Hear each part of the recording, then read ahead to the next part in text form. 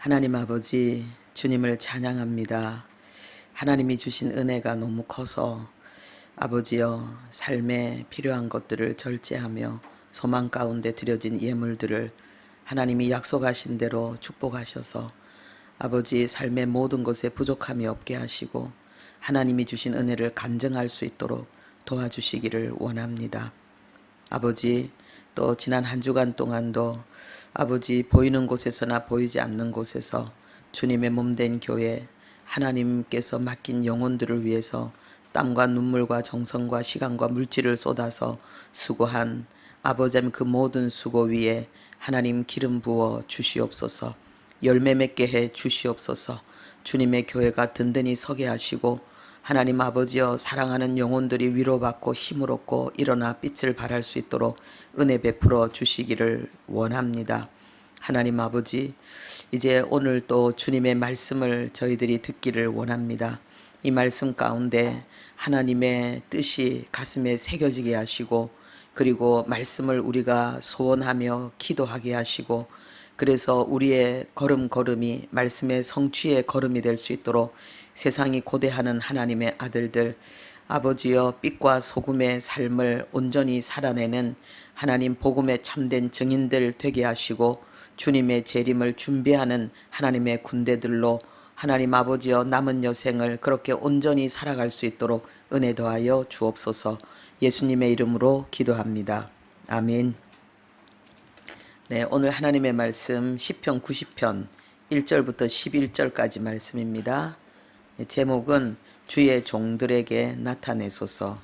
주의 종들에게 나타내소서.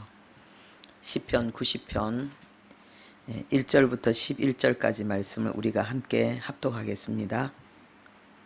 주여, 주는 대대에 우리의 거처가 되셨나이다. 산이 생기기 전, 땅과 세계도 주께서 조성하시기 전, 곧 영원부터 영원까지 주는 하나님이시니이다.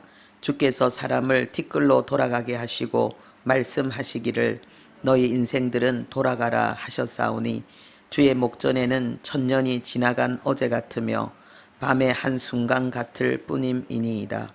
주께서 그들을 홍수같이 쓸어가시나이다. 그들은 잠깐 자는 것 같으며 아침에 돋는 풀 같으니이다. 풀은 아침에 꽃이 피어 자라다가 저녁에는 시들어 마르나이다. 우리는 주의 노에 소멸되며 주의 분내심에 놀라나이다. 주께서 우리의 죄악을 주의 앞에 놓으시며 우리의 은밀한 죄를 주의 얼굴빛 가운데에 두셨사오니, 우리의 모든 날이 주의 분노 중에 지나가며 우리의 평생이 순식간에 다하였나이다. 우리의 연수가 70이요 강건하면 80이라도 그 연수의 자랑은 수고와 슬픔뿐이요 신속히 가니 우리가 날아가나이다. 누가 주의 노여움의 능력을 알며 누가 주의 진노의 두려움을 알리까. 아멘.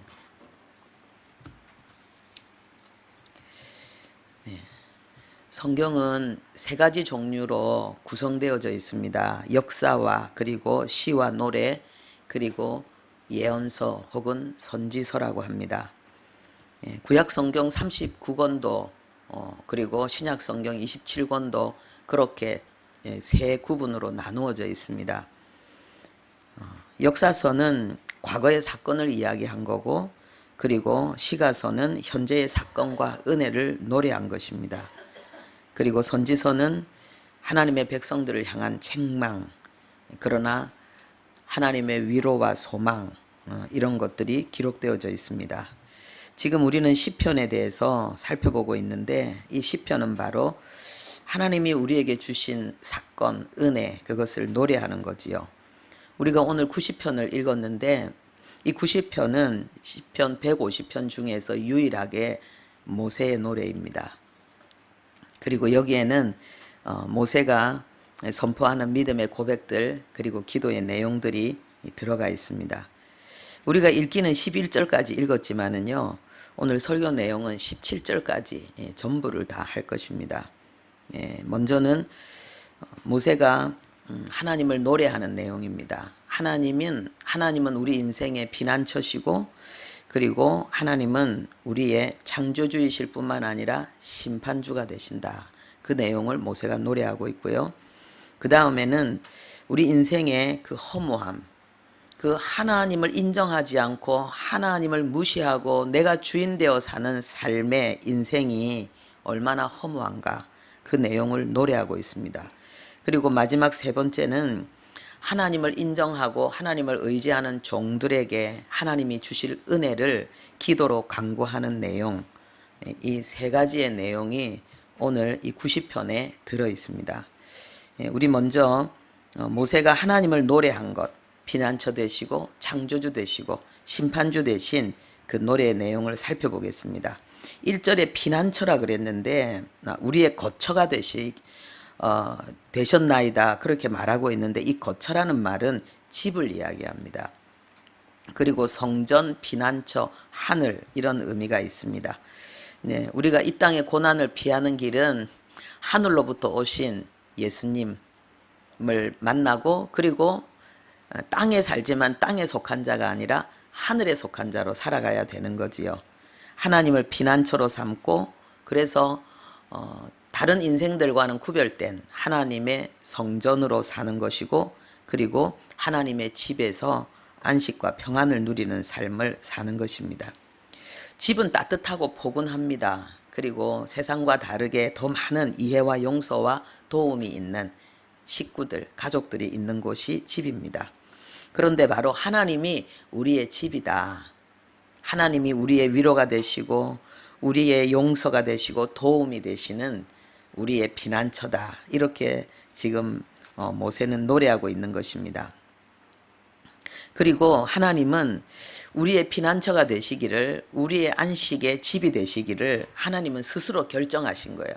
하나님 우리의 집이 되어주세요. 우리의 안식이 되어주세요. 이렇게 우리가 요청해서 하나님께서 그렇게 하신 것이 아니고, 일방적으로 100% 전적인 하나님의 작정으로, 하나님의 열정으로 하나님은 하나님을 의지하는 자들에게 피난처가 되어주시겠다고 정하신 것입니다. 그리고 하나님께서 우리에게 거처가 되시겠다고 작정하신 것은 변하지 않습니다. 이것을 완료로 하나님이 말씀하셨기 때문에 이것은 영원하다는 것입니다. 그래서 하나님을 피난처로 삼은 사람은 영원히 하나님 안에서 안식하고 피할 수가 있다는 것을 말씀하고 있습니다. 또한 하나님께서 우리의 거처가 되셨다는 것이 단수로 되어 있습니다. 이것은 한 사람 한 사람에게 하나님께서 각자에게 완전한 피난처로, 그리고 완전한 돌보심에 책임지시는 주님으로 역사하겠다는 것입니다. 그래서 우리의 영혼 가운데 하나님이 우리의 피난처가 되신다는 사실이 우리의 영혼 가운데 이렇게 그 내용이 임하고, 그리고 그 내용이 우리의 영혼을 가득 채울 때에 우리는 세상이 줄 수 없는, 이 세상 그 무엇으로도 채울 수 없는 안식과 평안을, 행복을 누리게 됩니다. 그리고 우리의 삶은 달라지는 거죠. 우리가 밥을 먹고 힘을 얻어야지 힘차게 새로운 일을 우리가 해내듯이, 우리가 하나님 앞에 이 사랑을 받아야지 우리는 하나님을 향한 그 사랑이 우리 안에서 또 흘러나가게 되어 있습니다.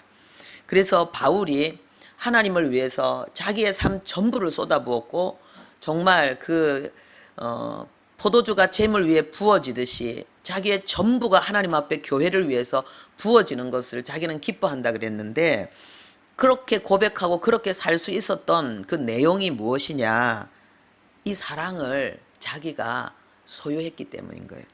갈라디아서 2장 20절에 보면은 이 바울은 예수님을 뭐라고 표현하느냐, 나를 사랑하사 나를 위하여 자기 몸을 버리신 하나님의 아들, 이렇게 설명하고 있습니다. 인류를 위해서, 하나님의 백성을 위해서 죽으신 예수가 아니라 나를 위해서, 나를 사랑하셔서 자기 몸을 버리신 하나님의 아들, 하나님 예수. 우리 안에도 이런 고백이 있기를 바랍니다. 네.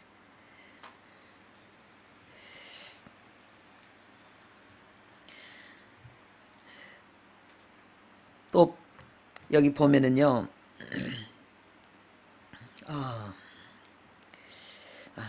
제가 질문을 할까 말까 조금 전에 망설였는데 질문을 하도록 하겠습니다. 나는 교회를 다녔고 때로는 직분도 있는데 여러분 한번 마음으로 혼자 조용히 답해 보시기 바랍니다. 나는 하나님을 나의 피난처로 삼아서 인생의 모든 두려움들을 이겨내고 있는가? 아니면은 다른 것으로 피난처를 삼고 안정감을 얻기 위해서 아직도 이것저것을 찾아 헤매고 있는가? 나를 향한 하나님의 극진한 사랑 안에 감격하며 즐기고 있는가? 여기에 대해서 어떤 답이 나왔습니까? 오늘 여러분들이 정말 하나님을 피난처로 삼으시고 삶의 모든 두려움과 고통을 이기고 사랑 안에서 천국을 누리고 그리고 그 은혜를 노래하는 여러분들이 다 되시기를 예수님의 이름으로 축복합니다. 2절 3절에 보면은요, 하나님이 창조주고 그리고 심판자 되심을 선포하고 있습니다. 땅이 생기기 전에, 세계가 조성되기 전에 이 말씀은 하나님이 땅과 하늘을 온 세상을 창조하셨다는 것입니다. 그리고 그 하나님은 영원하신 분입니다. 그 하나님이 우리 인생도 창조하셨기 때문에 하나님은 우리 인생을 판단하시고 심판하실 수 있습니다. 그런데 하나님께서 우리 인생을 향하여서 티끌로 돌아가라 두 번 지금 말씀하고 있습니다. 우리는 이 사실을 알고 있지요. 세상 사람들은 왜 늙지, 왜 병들지, 왜 죽지 모르지만은 우리는 알고 있습니다. 티끌로 돌아가기 위해서 병들고 죽는 거거든요. 하나님께서 그렇게 정하셨기 때문입니다. 하나님께서 이 티끌로 돌아가라고 했는데 창세기 2장 7절에 보면은 하나님이 우리 인간을 흙으로 창조했다고 했는데 이 흙이 아파르, 티끌, 먼지입니다. 그런데 티끌로 돌아가라 할 때 이 티끌은 다른 말입니다. 원어가 다릅니다. 이것은 다카입니다. 이거는 완전히 다다다다다다다 여러분들 그 분쇄기 있잖아요. 그죠? 바로 그것을 이야기하는 거예요. 그러니까 이 티끌조차도 완전히 으개져 버리는, 완전히 깨지고 잘리고 잘려서 완전히 부서지고 그 원래의 형체를 완전히 잃어버리는 그것을 이야기하고 있습니다. 그런데 여기에 또 뭐가 들어있느냐? 회개한다라는 의미가 들어있습니다. 그리고 하나님께서 또 감동하시고 하나님께서 역사하심으로 우리가 완전히 깨어지고 으개지든지 아니면 회개하고 하나님 앞에 돌이키든지 이 두 가지가 있다는 것을 우리에게 알리고 있습니다. 그래서 우리 인생은 하나님 앞에 진노의 대상이 되어서 완전히 부서진 티끌로 돌아가든지 아니면은 긍휼의 대상이 되어서 하나님과의 관계를 회복하든지 이 둘 중에 하나가 있다는 것을, 인생 가운데 있다는 것을 우리는 알아야 되겠습니다. 그래서 인생의 목적은 뭐냐? 하나님 앞에 회개하고 돌아가기 위해서 우리는 지금 살고 있는 것입니다. 그런데 이 선택을 자꾸만 미루는 분들이 있습니다. 그래서 그들을 향해서 하나님이 그래서는 안 되는데 라는 걸 알리기 위해서 우리에게 하나님의 심판을 이미지로 설명하고 있습니다. 5절에 보니까 홍수에 쓸려가는 풀이라고 합니다. 여러분, 풀이 이렇게 홍수가 밀려올 때에 속수무책이에요. 그냥 휩쓸려 뿌리째 뽑혀가 버립니다. 집도 무너져 둥둥 떠내려가는데요. 하물며 풀이겠습니까? 우리 인생이 그렇게 풀처럼 하나님의 심판을 견디지 못하고 한순간에 영원한 죽음의 감옥으로 휩쓸려 들어가게 될 것이라고 말씀하고 있습니다. 그렇기 때문에 우리 인생이 아무리 70년, 80년이고 뭐 살면서 이런저런 재미도 보고 즐거움도 있고 그리고 만족할 만한 어떤 성과를 누렸다 할지라도 그 모든 것은 아침에 피었다 저녁에 시들은 꽃과 같은 인생이라는 거예요. 허무하다는 것입니다. 하루 피었다 지는 꽃이라는 거예요. 곤충으로 치면은, 벌레로 치면 그냥 하루살이라는 거예요. 여러분, 하루살이의 특징이 뭡니까? 내일이 없다는 거예요. 내일이 없기 때문에 오늘이 전부인 거예요. 그러니까 내세를 생각하지 않고 죽음 이후의 세계를 생각하지 않고 이 땅에 사는 삶이 전부인 것처럼 내세를 준비하지 않고 살아가는 사람은 하루살이의 인생이라고 성경은 말하고 있습니다. 그래서 아무리 부자고 돈을 많이 벌어도 그는 어리석은 자다. 성경은 그렇게 말씀하고 있죠. 예. 미룰 시간이 없다는 것입니다. 이 말씀을 듣는 자는 지금 돌이키라는 뜻입니다. 하나님의 심판은 부지불식간에 우리에게 임할 것이고 우리는 피할 수 없다는 것입니다. 왜냐하면 죽음은 내세를, 미래를 준비할 수 있는 모든 기회, 모든 시간이 종결됐다는 뜻이기 때문에, 그런데 우리에게 죽음이 언제 닥칠지 모르기 때문에 하나님은 삶에 있어서 가장 중요하고 우선적인 것이 바로 하나님의 심판을 피하는, 하나님을 피난처로 삼는 것이라고 말씀하고 있는 것입니다. 7절에 보면은 주의 노에 소멸되고 분내심에 놀라게 될 것이다. 하나님의 그 심판의 시간이 우리 코앞에 닥칠 때는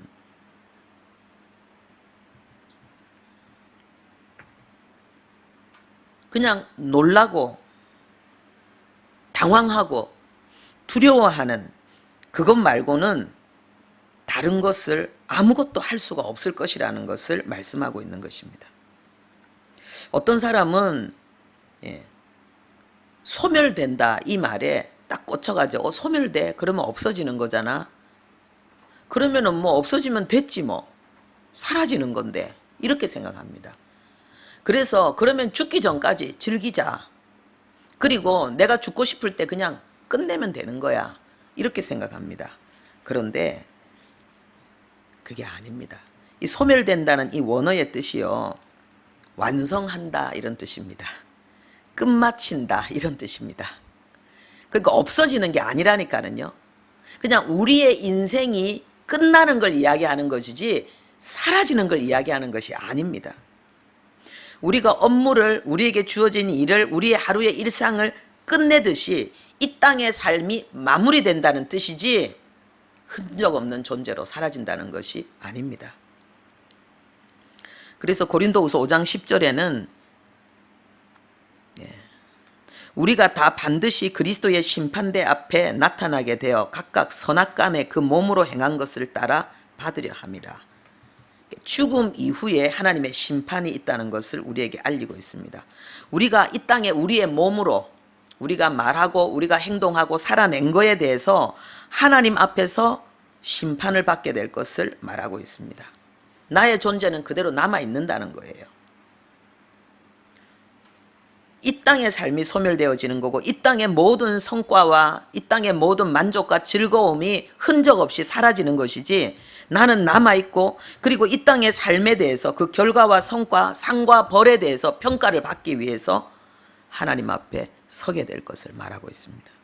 아무렇게나 살면 안 되는 거죠. 남녀 모두에게 그 날이 임할 것이고 그 날은 피할 수 없을 것이라고 말씀하고 있습니다.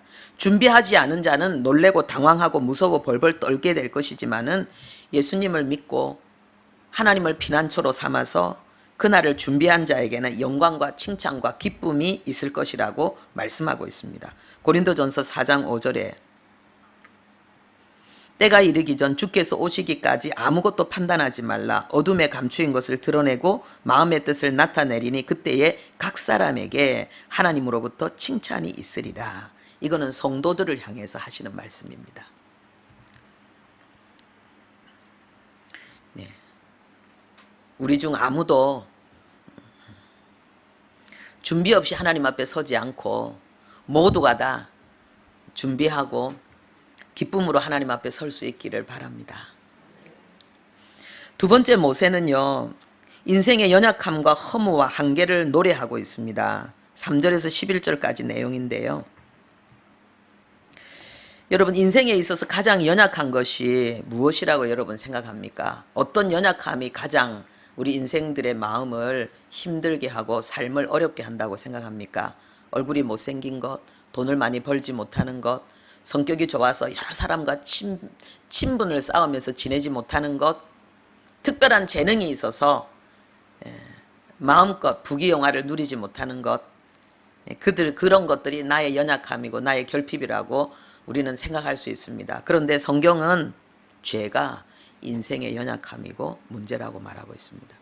앞에 이야기한 모든 것들을 다 가졌다 할지라도 죄의 문제를 해결하지 않는 사람은 그 인생은 헛된 인생이고 망하는 인생입니다. 앞에 이야기한 것들이 다소 부족하고 실제로 문제를 가지고 있다 할지라도 죄의 문제를 해결한 자는 승리자이고 성공자입니다. 사람들은 이 내용을 알지 못하기 때문에 자기 나름대로의 잣대를 가지고 자기 삶의 선악을 판단합니다. 그래서 분명히 하나님 앞에 부정한데도 나는 괜찮다라고 이야기합니다. 죄와 타협을 하면서도 뭐 나만 이런가, 세상이 다 그런데라고 이야기하고 무시하고 그리고 망각해버리고 잊어버립니다. 그렇지만은요, 나는 내가 지은 죄를, 잘못을 잊어버렸지만은 그 죄는 사라지지 않습니다. 어디에 가 있을까요? 8절에 우리의 죄악이 주의 앞에 놓여 있다. 주의 얼굴빛 가운데 하나님은 우리의 죄를 두셨다. 이렇게 말씀하고 있습니다. 여기에 놓으셨다는 말은요, 이게 쉬트입니다. 이건 뭐냐면요, 배치했다는 거예요. 자리를 잡고 있다는 거예요. 하나님이 거기에 두었다는 거예요.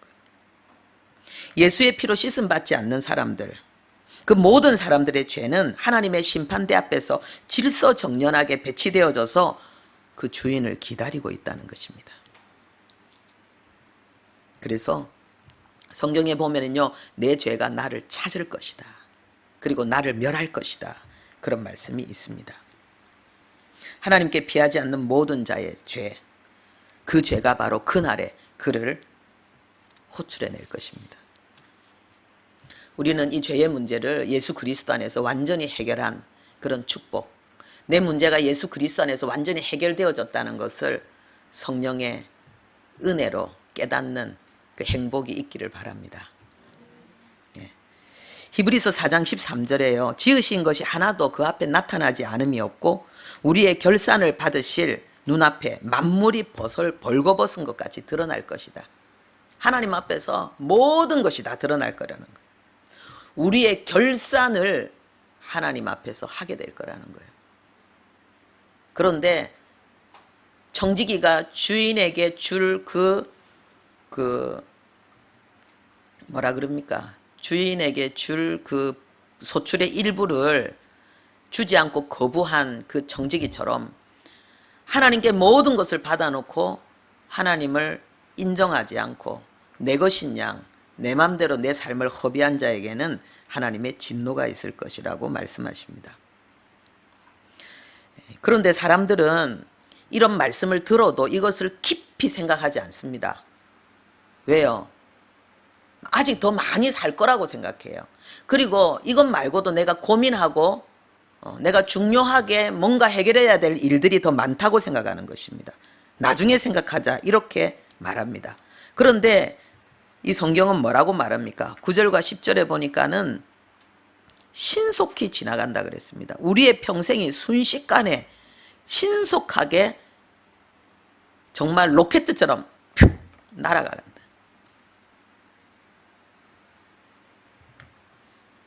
그래서 미룰 것이 못 된다는 거예요.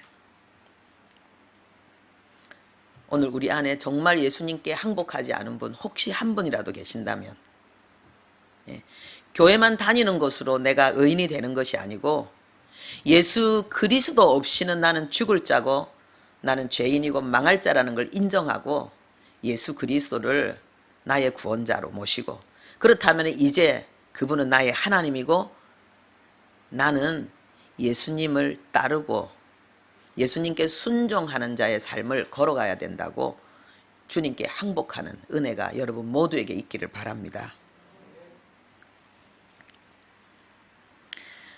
근데 여기 한 가지 궁금한 거는요.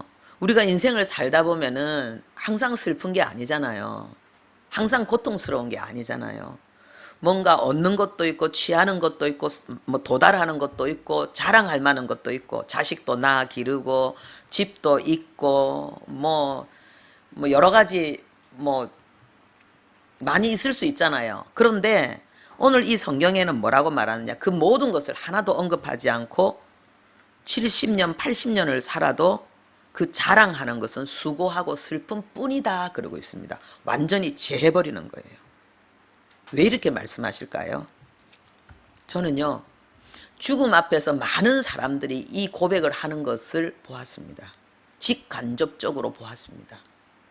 지금 살아있는 동안에는 내가 영원히 살 것처럼 생각하고 죽음이 멀리 있다고 여길 때는 이것도 좋고 저것도 좋고 여기에 만족하고 이것도 자랑해서 마음이 좀 나는 괜찮게 살고 있다라고 느끼는데요. 막상 죽음이 딱 코앞에 닥치면은요.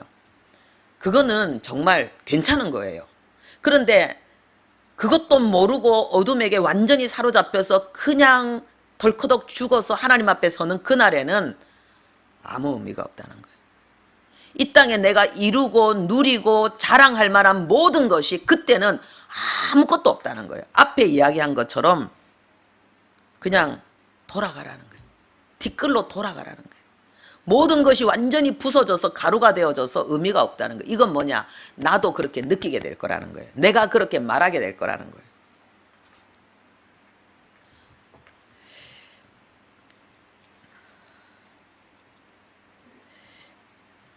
그런데 안타까운 것은 우리가 겪어보기 전에는 이걸 모른다는 거예요. 당하기 전에는 이걸 모른다는 거예요. 11절에 누가 주의 노여움의 능력을 알며 주의 진노의 두려움을 알리까? 아무도 모른다는 거예요. 당하기 전에는 모른다는 거예요.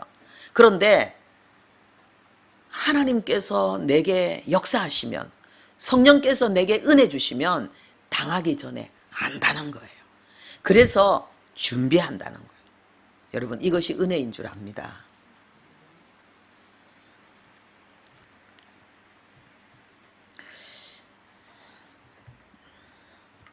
그래서 진정한 지혜는 뭐냐? 12절에 우리의 남은 날 계수함을 우리가 아는 거예요.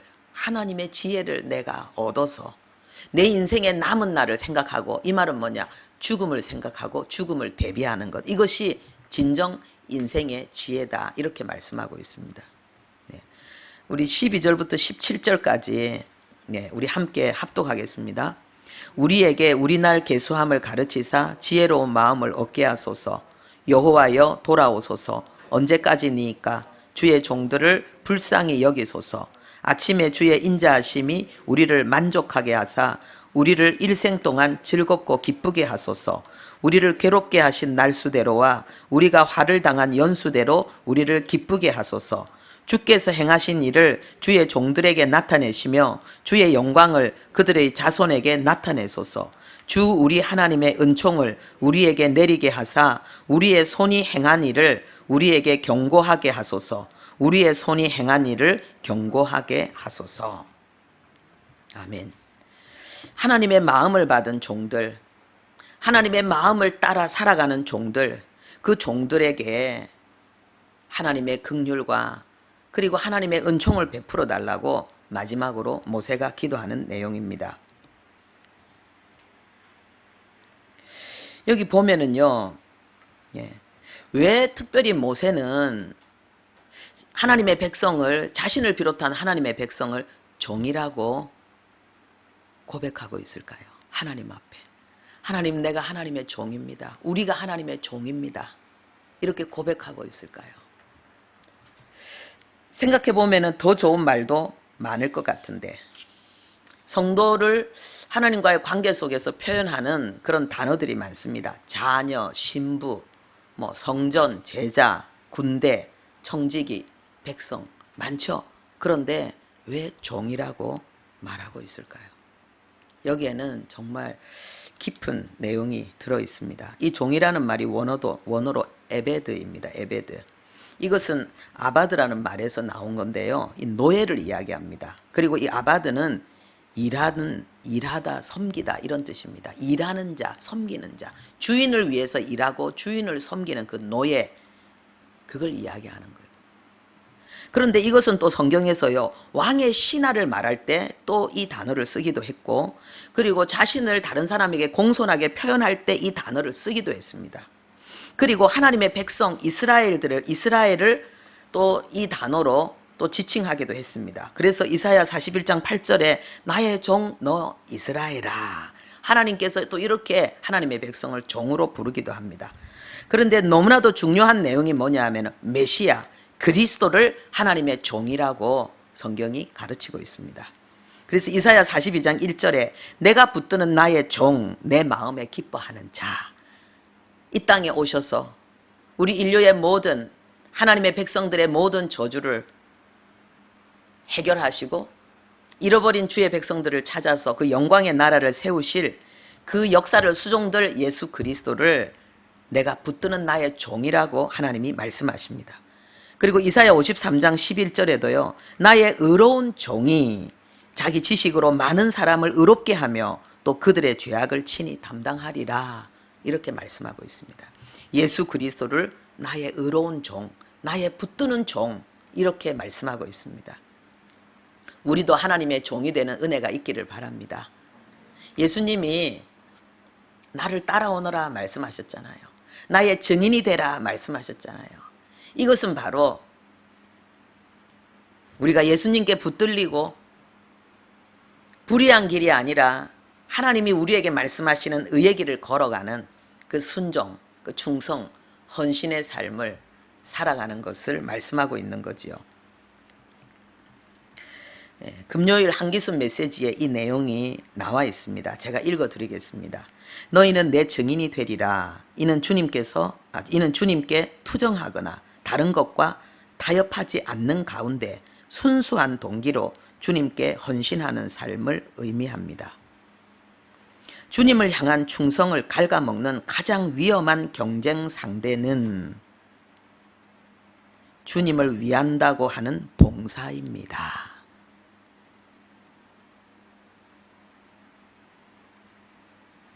이게 굉장히 중요한 내용이죠. 주님을 향한 나의 진실한 헌신, 그 충성을 갉아먹는 그 존재, 그 경쟁 상대가 있는데, 그것은 바로 주님을 위해서 나는 이런저런 일을 한다고 하는 바로 그 봉사, 그것이라고 말하는 거예요. 우리는 아무도 알아주지 않는 낮은 자리에서 희생하는 것보다 주를 위한 명분으로 사람들에게 보이도록 봉사하는 것을 더 좋아합니다.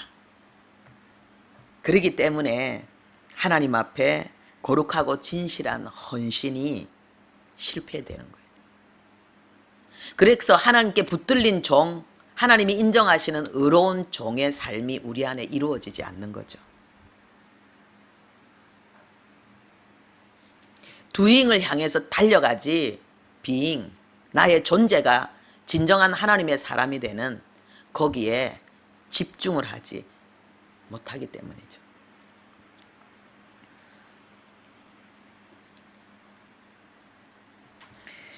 여러분께 질문하겠습니다. 여러분 스스로에게 조용히 답해 보십시오. 나는 진실로 예수 그리스도께 헌신했는가? 투정 부리지 않고 타협하지 않고 순수한 동기로 주님께 헌신하는 삶을 살고 있는가? 아니면은 주를 위한다는 그런 명분으로 내가 주님을 위해서 이런저런 일을 하고 있다는 생각으로 그 일에 마음을 쏟는 것으로 나는 주님께 헌신했다고 생각하고 있는가? 우리가 철두철미하게 하나님 앞에 훈련받아야 될 부분이 있습니다. 그것은 바로 하나님은 실제라는 사실입니다. 하나님은 나보다 더 실존이십니다. 나에게 인격이 있듯이 지식과 감정과 의지와 결단이 있듯이 하나님도 실제로 나에 대한 생각이 있고 나에 대한 느낌이 있고 나에 대한 의지가 있다는 것입니다. 하나님은 인격이시라는 거예요. 그래서 우리가 철두철미하게 집중해서 훈련해야 될 내용은 바로 그 하나님과 교제하는 거예요. 그 하나님의 음성을 듣는 거고, 그래서 그 하나님의 뜻을 알고 순종하는 것, 이것이 우리 안에 철저하게 이루어져야 되는 거예요. 하루를 살아도 여기에 우리는 몰입해야 된다는 거예요. 그럴 때 우리가 그 삶이 바로 주님의 증인의 삶이고, 주님은 바로 그런 사람을 나의 의로운 종이다, 내가 붙드는 종이다라고 말씀하실 것입니다. 그리고 우리의 삶 속에 자신을 나타낼 것입니다. 혹시 두잉의 길을 걸어가면서 내가 주님께 진짜 헌신하고 있다고 생각하시는 분들, 오늘 비잉으로 마음의 중심을, 관심을 새롭게, 그 집중을 새롭게 하시기를 주님의 이름으로 축복합니다. 그리고 모세는요, 하나님의 빛 가운데 기쁨으로 살게 해달라고 하나님 앞에 기도하며 요청합니다. 아침에 그랬습니다. 그렇죠? 14절에 아침에 그랬습니다. 이 아침은 무엇을 이야기합니까? 아침은 밤이 낮이로 바뀌는 시점입니다. 그리고 밤이 끝나는 바로 그 시각입니다. 그리고 밤과 대조되는 낮을 이야기하고 있습니다. 이 땅에 예수님이 계셨고, 그리고 지금 이 땅에 복음이 있고 교회가 있는 동안은 낮입니다. 이 낮 동안 우리는 일할 수 있는 것입니다. 밤이 오면은 일하지 못할 것입니다. 그런데 하나님의 종들에게는 이 인생, 하나님의 거룩한 빛 가운데 살아가는 이 삶 동안에 하나님께서 즐거움과 기쁨을 주시라고 기도하는 것입니다. 할렐루야. 세상이 줄 수 없는 기쁨. 우리가 아무리 어렵고 힘들어도 그 모든 슬픔을, 그 고통을 극복하고 이겨낼 수 있는 기쁨, 즐거움을 하나님은 종들에게 주십니다.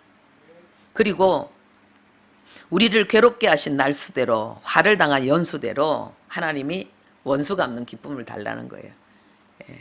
그러니까 슬픔의 베옷을 벗고 우리에게 화관을 쓰고 춤추는 그런 새 삶을 하나님께 달라고 요청하는 거예요. 하나님께서 그렇게 하십니다. 하나님은 우리에게, 이 복음은 뭐냐? 은혜는 원수 갚아주는 거예요. 무슨 원수냐?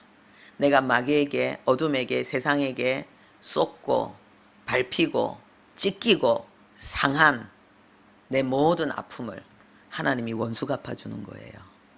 할렐루야. 이 땅에서 하나님이 원수 갚아주죠.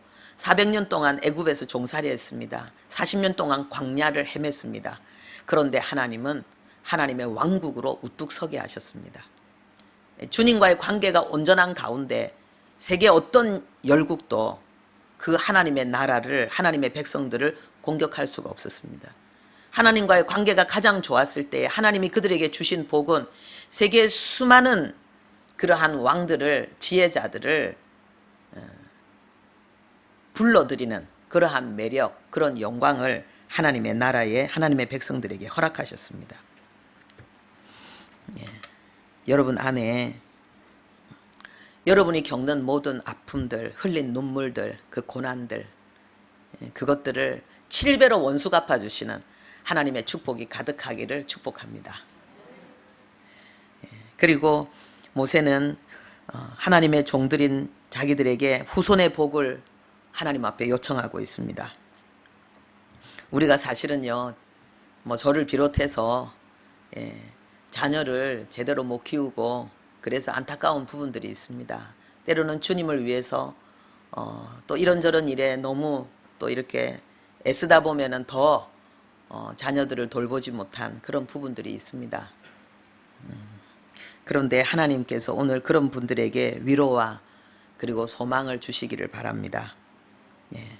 오늘 모세가 주의 영광을 그들의 자손에게 나타내게 해달라고 기도하고 있습니다. 시편 37편 25절 26절에도요. 내가 어려서부터 늙기까지 의인이 버림을 당하거나 그의 자손이 걸식함을 보지 못하였도다. 그는 종일 은혜를 베풀고 구워주니 그의 자손이 복을 받는도다. 하나님을 향해 나가는 자들, 하나님께 순종하며 하나님을 위한 정말 하나님을 향한 삶을 사는 자들에게는 하나님이 그 의인뿐만 아니라 그들의 자손까지도 그들의 후손까지도 하나님이 챙겨주시고 돌보신다고 약속하고 있습니다. 마지막으로 하나님은 그 종들이 손으로 행한 일을 경고하게 해주시라고 두 번이나 거듭 반복해서 하나님 앞에 요청하고 있습니다. 그리고 이것은 뭡니까? 우리의 기도를 들으시는 하나님께서 반드시 종들의 수고를 그 손으로 한 그 많은 일들을 열매 맺게 해주실 거라는 것을 우리에게 또한 나타내고 있는 거죠. 손은 능력과 그리고 힘과 권위를 상징합니다. 내가 하나님 앞에서 행한 모든 수고, 힘없이 어떻게 할 수 있습니까? 하나님 앞에 하나님이 주신 힘으로, 하나님 주신 권위로, 때로는 직분으로, 은사로 하나님 앞에 행한 그 모든 일에 대해서 하나님께서 상을 주신다는 거예요. 이 경고하다는 이 말씀은요, 준비한다, 확립한다, 이런 의미입니다. 고정되다, 이런 뜻입니다. 그게 무엇입니까? 우리가 이 땅에서 주님의 이름으로, 주님의 은혜로 우리가 순종하고 표현하고 나타낸 그 아름다운 삶이 사실은 전부 은혜로 된 건데, 전부 은혜이기 때문에 특별히 상 주실 걸 기대 안 해도 될 만큼 이 은혜 속에서 사는 삶이 너무 행복하고 만족스러운데, 천국을 부분적으로 누리는 거니까는요, 얼마나 행복합니까? 그냥 이렇게 산 것만 해도 너무 감사한데 하나님께서 그날, 하나님 앞에 서는 그날에 상을 주시겠다고 말씀하는 것입니다. 우리가 수고한 모든 것이 열매를 맺도록 하나님께서 은혜 주실 것을 지금 이 모세의 간구와 소원을 통해서 우리에게 나타내고 있는 것입니다. 여러분, 이것은 너무나 대조를 지금 이루고 있는 거예요. 앞에 하나님 없는 인생, 그 인생은 그냥 1000년을 산다 할지라도 간밤에, 지난 밤의 한순간에 불과한 것처럼 헛될 거라고 말씀하시는데, 아무리 뭔가를 많이 이루었다 할지라도 그냥 홍수에 쓸려가는, 뽑혀 떠내려가는 풀에 불과할 것이라고 말씀하시는데, 아무리 이것저것 가진 것이 많고 취한 것이 많고 이 정도 살면 나는 괜찮은 인생이지 싶어도 하나님 앞에 서는 그날에나 모든 것이 사라지고 오직 슬픔과 고통밖에는 남을 것이 없는 인생인데, 하나님께 비한 자, 예수 그리스도 안에서 안식하는 자, 그들에게는 하나님께서 물 한 그릇, 연약한 자에게 떠준 물 한 그릇도 상을 잃지 않고, 슬픈 당한 자를 위로하기 위해서 환한 미소로 반겨준 그것까지도 하나님은 상을 잃지 않고, 우리가 은밀한 가운데 눈물로 때로는 간절함으로 기도한 그 내용도 상을 잃지 않을 것이라고 하나님 말씀하고 있습니다. 그리고 우리가 정말 마음으로부터 하나님 앞에 순종하기 위해서, 마음속에 그 어둠과 악을 대적하기 위해서 하나님 앞에 엎드려 기도하면서 마음으로부터 하나님 앞에 말씀에 순종하고 주님을 온전히 예배하고 경배한 이 삶에 대해서 하나님은 하나도 잃어버리지 않겠다는 거예요. 완전히 고정시키겠다는 거예요. 떠내려가지 않겠다는 거예요. 분실되지 않고 낱낱이 하나님 앞에서 상을 받게 하시겠다. 이 의지를, 하나님의 이 뜨거운 이 사랑을 하나님은 모세의 간구를 통해서 우리에게 나타내고 있는 것입니다. 말씀을 정리하겠습니다. 오늘 이 설교를 통해서 하나님 우리에게 교훈하시는 게 무엇입니까? 하나님께 비하지 않는 인생은 헛되다는 것입니다. 그리고 하나님께 피하지 않는 자, 하나님이 피난처가 아닌 자에게 가장 급한 일은 하나님께 피하는 것이라는 거예요. 왜냐하면 하나님의 심판은 부지불식간에 우리에게 달려올 것이고, 그런데 준비되지 않은 자에게는 두려움과 공포밖에는 없을 것이라는 거예요. 대비할 수 있는 힘이 없을 것이라는 거예요. 그리고 또 하나는 뭡니까? 부족하고 좀 모자라고 힘들지라도 하나님께 피한 자, 하나님의 좀 나는 다른 사람들이 알아주는 큰일이 아닐지라도 하나님이 내게 주신 자리에서 감사하면서 투정 부리지 않고 적당히 물타기 하면서 요령 피우지 않고 진실하게 믿음의 길을 걸어가는 자, 그 인생은 복되다는 것입니다. 그것보다 더 복된 인생이 없다고 하나님 우리에게 말씀하시는 것입니다. 나는 어떤 삶을 살아야 되는가? 오늘 우리가 결단해야 되겠고, 그리고 하나님 안에 속한 길을 걸어가고 있다면 하나님 앞에 감사하고 찬양해야 되겠습니다. 할렐루야. 네, 우리 하나님을 찬양하겠습니다. 온 땅의 주인 되신 하나님을 찬양하고, 그리고 주신 말씀 가지고 우리 함께 기도하겠습니다.